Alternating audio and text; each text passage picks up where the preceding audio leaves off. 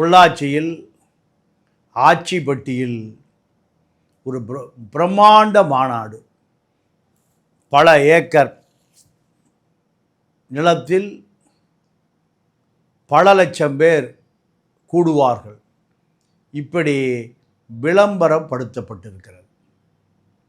அண்ணாமலையினுடைய ஆதரவாளர்கள் 19 லட்சம் பேர் இருப்பதாக போலியாக கணக்கு காட்டப்பட்டிருக்கிறது. இந்த போலி கணக்கு 13,000 பேர் கணக்கு வைத்திருக்கிறார்கள். ஆனால் அதை 19 லட்சமாக மாற்றப்பட்டிருக்கிறது.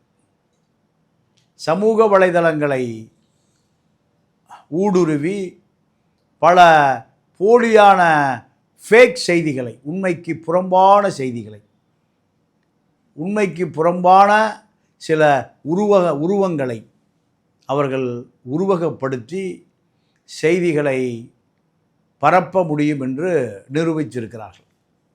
அந்த வகையில் அண்ணாமலையும் அந்த புதிய தொழில்நுட்பத்தை பயன்படுத்தி அவரும் தன் பங்கிற்கு அதை செய்திருக்கிறார்.